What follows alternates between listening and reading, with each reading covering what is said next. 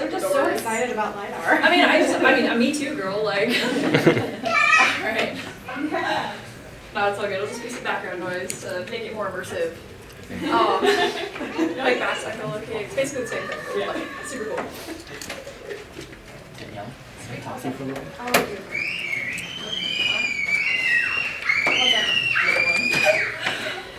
Alright, so as a bit of a distraction from current events, my name is Rebecca, and I'm going to be talking about LiDAR, or as I like to call it, the new frontier. In this presentation specifically, I'll be talking about how we have used LiDAR in Carlsbad Caverns National Park in order to locate new caves, new karst, and new archaeological sites.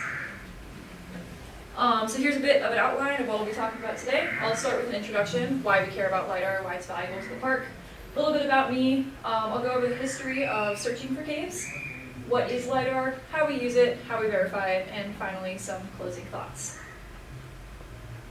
Alright, so why do we care about LiDAR? For centuries in this park, humans have been using this resource and exploring, looking for caves, looking for shelters, looking for new archaeological sites. And in our park's foundational document, this park's purpose is to preserve and protect these world-class features in our park. So, like, how exactly do we go about protecting something when there is just so much cave to be found within the 46,000 acres of the park? Well, there are many strategies. For a place like Carlsbad Cavern proper, we have visitor trails, we have tours, we have rangers that are there to protect the resource, allow people to explore it, but still make sure that further destruction is not happening to this spectacular place. In the backcountry though, especially nowadays that we have access to GPS, satellite imagery, and as we'll talk about later, LiDAR, the strategies for protecting these spaces has to kind of evolve. So, for example, Slaughter Canyon. One of the famous tourist caves in this area, located within our backcountry, is protected by a gate. A lot of people visit this cave, a lot of people can figure out where it is. So in order to manage it, we have gates, and then we have tours where people can go and experience it. But what about the 400 other caves in the park? For example, Lake Cave. A lot of these caves were protected by secrecy. People were trusted in order to get permits, in order to lead people to these areas, and we were given, written step logs of how to find these caves. But nowadays, I can go to this entrance and I can go on my phone and actually record that point. And now with LiDAR, it is becoming increasingly easier for just any random person to now locate these caves. So in this presentation, I'll be talking about how we as a park can utilize LiDAR and kind of get a step ahead of all these other explorers so that we can better know our resource and better protect it. So who am I? Why am I sitting here talking about LiDAR? Hi everyone, my name is Rebecca. I am originally from Colorado. I am the current cave and karst assistant here at Carlsbad Caverns National Park, and I've been working here since September. Back at the Colorado School of Mines, where I studied engineering physics, I kind of got my foot in the door with caving back in 2022. We had a little caving club, and if Hunter Klein was here, I would shout him out for being the one who actually introduced me to the sport. Back in high school, I visited my first cave with the Forest Service as part of one of my internships, and needless to say, I got a little hooked. When I found out that our school had a caving club, I basically leaped at the opportunity. I ended up learning single rope technique, which is how we are able to traverse vertical spaces within caves. I got really into cave survey cartography, which is the process of mapping caves, and I've more recently gotten into things such as rescue, cave formation repair, and since working here at the park, I've just been able to engage with the resource in a way that I never thought was possible back in 2022. Honestly, it's really funny whenever I describe myself to people and they're like, oh, what do you do? Oh, I work at Carlsbad Caverns National Park. Oh, what is your hobbies? I like caving. And they're like, okay, what else do you do? So I am somebody who might also be labeled as a bit of a physicist with an identity crisis. So yeah, funny enough, I actually studied LiDAR for my last year of physics. That was my capstone project. My project was enhancing LiDAR with metasurface integration and MEMS. You do not need to know what that means. Basically, I learned how to build LiDAR systems from the ground up for utilizing them in autonomous vehicles and actually detecting motion. Using this little guy here, which is a little tiny lens mirror that we designed. Really cool stuff, but not really relevant for what I'm going to be talking about. Today I want to focus on how LiDAR is used for land management and how it's used on broader scales. I will try my best not to get too much in the weeds with LiDAR, so please call me out if I bring up too much math or if it becomes a little too nerdy and we lose focus on the topic. You must have been giving that presentation during COVID. Actually not. I just got really sick. It's a habit now, I guess. I give proud presentations when I'm sick, so yeah. That was actually last year. Oh. Yeah. Alright, so the history, before we talk about how we can look for caves now, we have to talk about the history of looking for caves back in the past. So unfortunately, we don't have a lot of information about pre-Euro-American exploration of this area. We know that these people were in the caves. We have evidence that they used them for some sort of purposes, but we don't really know like how they actually went about searching for them. Did they search for them, or did they stumble upon them, or did they actually have like real organized efforts to look for caves? We know a little bit more now in the early 19th century, especially the story of Jim White. Jim White found, if you were to believe the reports, Jim White found this cave back in the early 19th century because of actually sort of a bit of an accident. He was a rancher in the area, witnessed the bat flight from such a distance that he thought it was smoke coming out of the mountain. And when he came by, he found Carlsbad Cavern. Now, he was a rare individual for the time, meaning that he was interested in this cave for exploration and recreation. Other people, though, were interested in the cave for the guano. So Carlsbad Cavern became a guano mine for a very long time. In fact, before we have our current way to enter the cave, people used to drop down in these guano buckets as part of the visitation experience. Personally, terrified. I mean, they were literally hanging out of that thing in that picture, being dropped who knows how far. But yeah, people originally came and visited and tried to find more caves for the purpose of mining guano. Now at this time, a lot of the citrus farmers in California were really short supply of high quality soil and nutrients, so guano mining became very lucrative. So what these people would do is they would wander out into the desert. They would look for caves. And guess what, 100 years later, we are still doing that. We are wandering out into the desert, or down here, I'm actually at 10,000 feet elevation in Colorado, looking for caves. Our strategies have changed a bit since then. In the past, it was a lot of times just blind searching as well as relying on clues. You know, a rancher might mention that they saw this hole in the ground and then you could look for days and days. Nowadays, we have stuff like satellite imagery and other things that we can use in order to further expedite this process.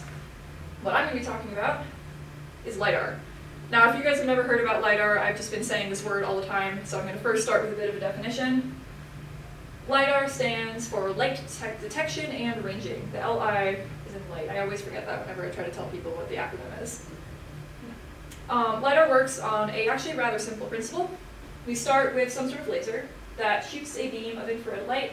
It reflects off of some sort of target, bounces back, and then it's detected. What's actually happening here is both of these components are usually in the same device, and what is measured is the time it takes between the pulse being sent out and the pulse returning. So for those of you here that are cavers, you might be familiar with something like this.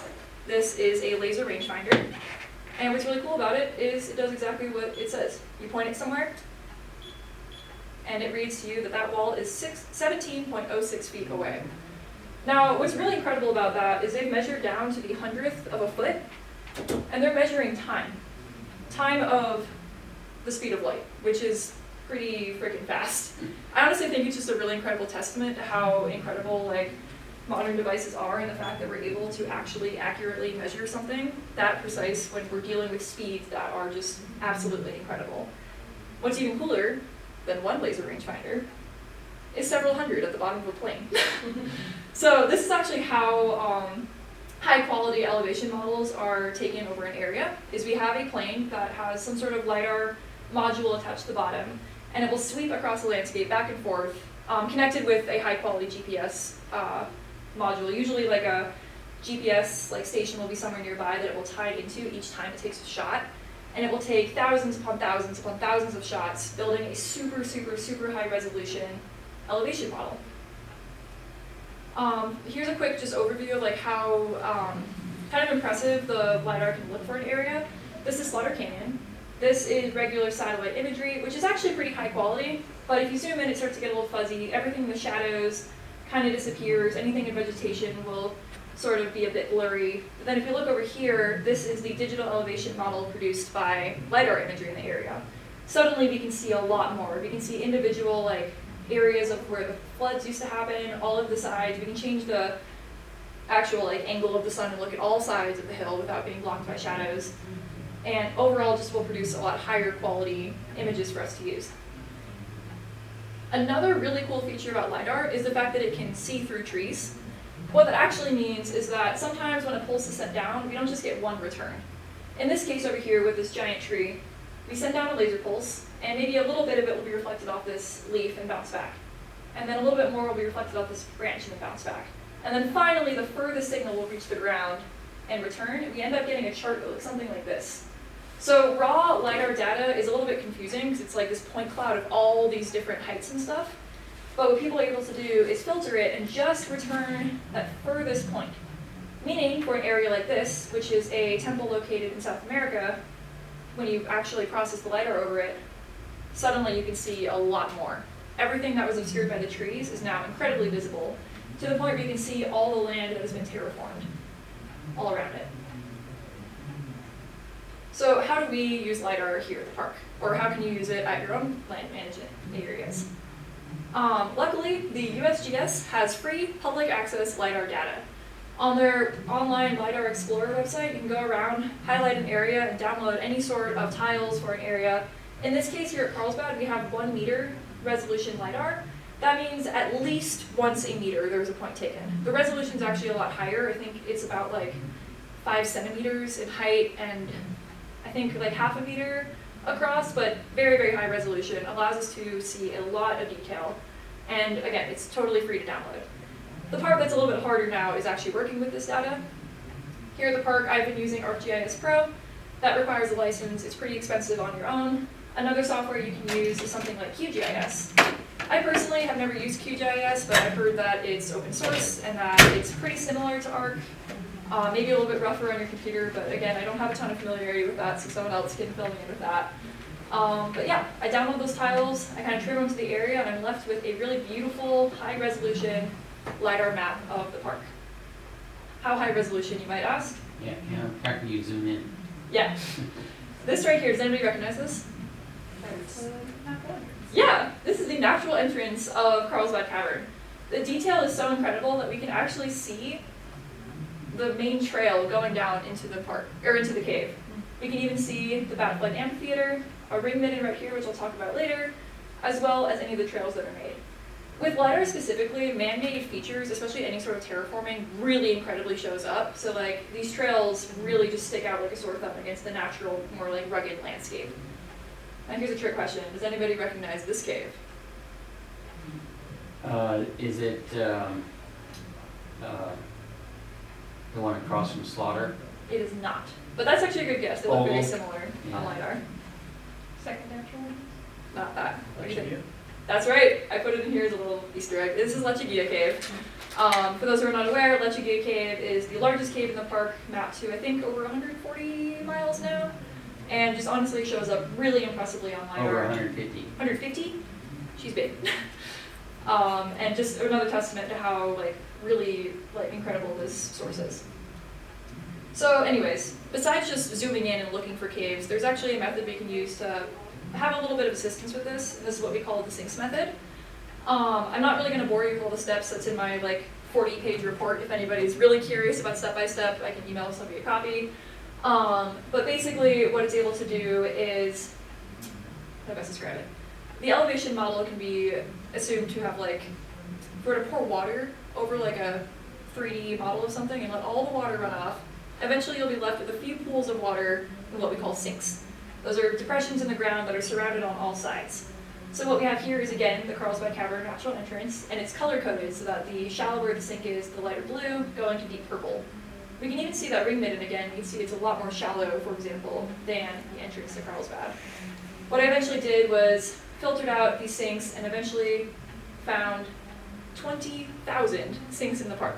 Wow. That does not mean there's 20,000 caves in the park. A lot of these are actually just really shallow depressions. But it was really clear from this point onward that there was going to have to be a little bit of filtering going on before this was going to be very useful. Here's a zoomed in view of Slaughter Canyon. We can see that a lot of the sinks, and this was the biggest issue I was running into, was most of these were just in the wash. The data was so high quality that if you were to take a boulder, for example, and roll it over and it left a little pocket in the ground, that would probably pop up as one of these purple points. So filtering took a lot of time. I was able to remove stuff that was next to roads, that was next to known streams, but I haven't really perfected the method. I got down to just under 10,000 points, which at least made it easier for me to zoom in and start looking and saying okay, is this a cave, or do I think this is a cave, is it not a cave? If Hunter was here, I would interrogate him about how he got down to 700 points in the park, but alas, those are secrets that I guess are not known to me yet. I'm Anyways. interested in that dot up there in the corner. Under what? That one. Yeah, you know what cave that is. Alright. The second thing that I found with all of this LiDAR was these strange little donuts that started to appear. So before I started working here at Carlsbad Cavern, I had no idea what a ring midden was. I just was looking through the data and noticed all of these all over the place. And when I went to check on satellite imagery, nothing. You can't see them at all. What I ended up discovering was that these are remnants of ring middens throughout the park. Now, ring middens are, this is what they look like in person, are basically the remnants of cook ovens that were used by people here very long time ago and have been used for a very long time. The basic premise is that they would dig a small pit, they would fill it with wood and other burning materials and heat up the rocks within that pit. Eventually, once it got to the right temperature, they would put their organic material. In this area, that was a lot of things like agave hearts, lech hearts, anything that could be eventually cooked down to produce really high, dense, sugary material. They would cover it all up, let it burn, and then come back later and retrieve the nutritious food. In this area in particular, our rocks are not super great at conducting heat, so eventually they would break and shatter, and they would throw them out to the side, bring more rocks, repeat, eventually building what we call middens, these giant rings of kind of waste rock that has already been used. And again, they pop up super incredibly on the LiDAR. I think total... What stream is that? I don't Or, know. valley? Yeah. Anyways, on the LiDAR, I went through and actually like zoomed in on all of the area. I think found 75 specific ring middens within this park, in which only, I think under 30 were previously known.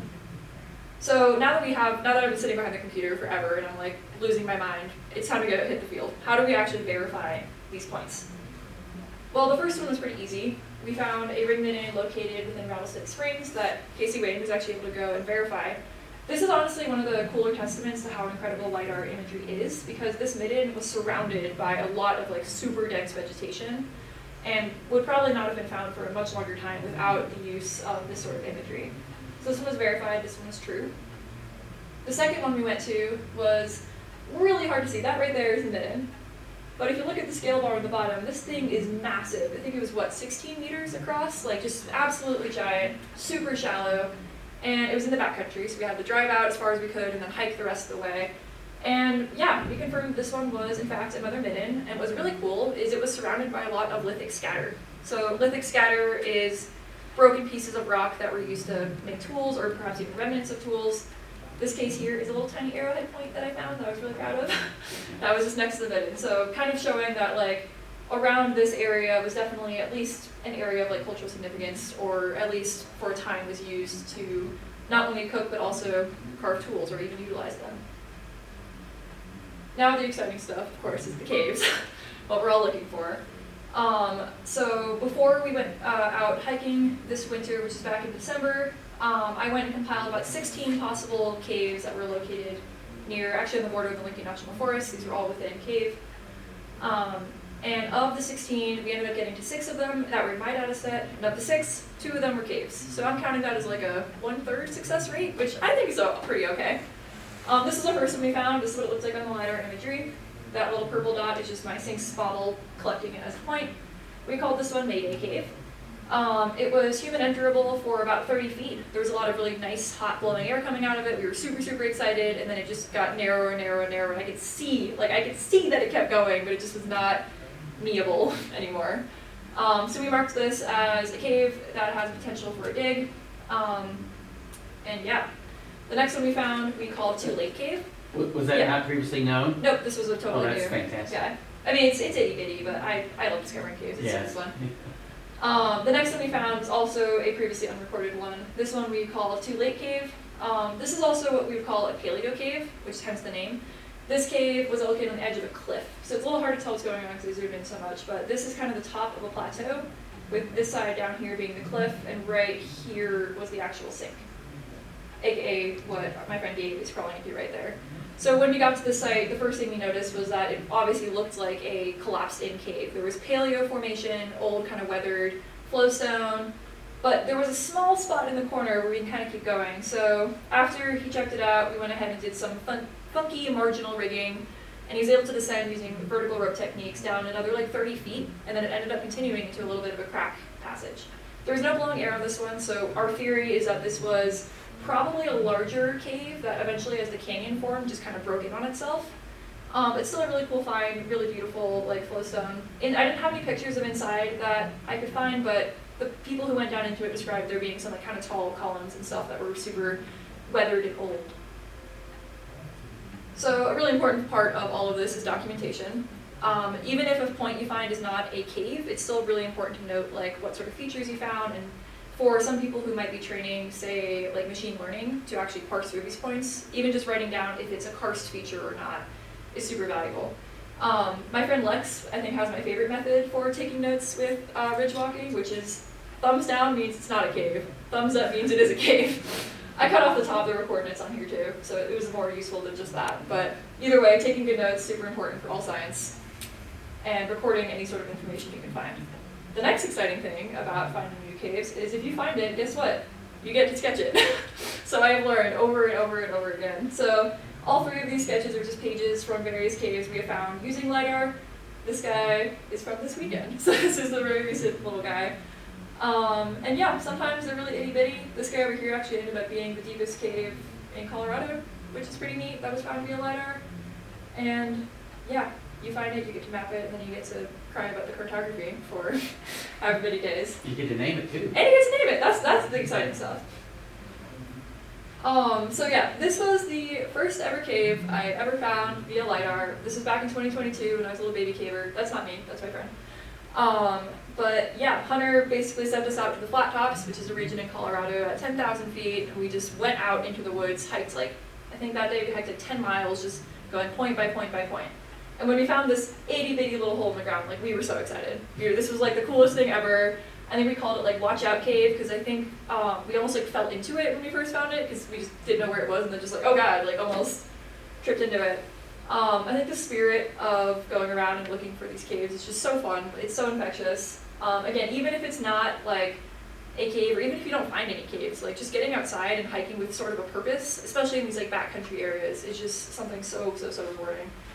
Even if your truck gets stuck in the mud and it requires a Jeep to pull you out after you had to hike on top of your 10 miles another 5 to get help because you didn't have it in reach. We've learned from this experience. Anyways, some closing thoughts. There are so many incredible things waiting to be discovered, especially in an area like this that is just world-class for its cave-forming geology. So many more leches, so many more just beautiful caves are out there waiting to be discovered. I think for land managers especially, getting ahead of this game and being the ones actually going out and looking for these caves and documenting them, I think is super valuable. To protect your resource, you have to know your resource. One of the tools we have to better know our resource is LiDAR. So yeah, here are a bunch of my references. Are there any questions?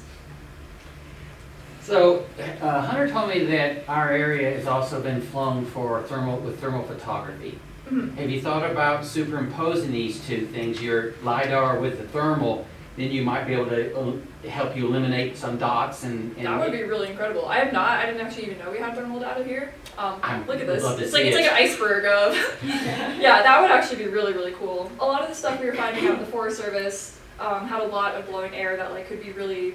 Yeah, no, that's pretty neat. There's a lot you can do. I mean, like. Some people, will overlay different geologic maps so they can see, like, if this area is more likely to lead to Big Cave. Again, like with the filtering stuff, like being able to narrow it down, especially for region specific, like all the techniques that I've used here works really well for cave. I've tried it in Colorado and some of the methods don't work as well. Our caves here are hypogene, so usually when our entrances appear, the entrances actually collapse in on themselves. Other areas might have water that flows in. It would be a totally different game looking for these caves. But yeah, that's what we'll be doing. Any other questions? Comments? Concerns? Sweet. Well, thank you all so much. That is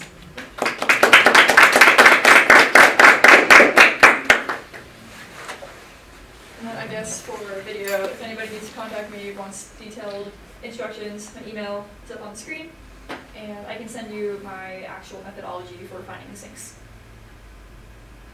Yeah, thank you.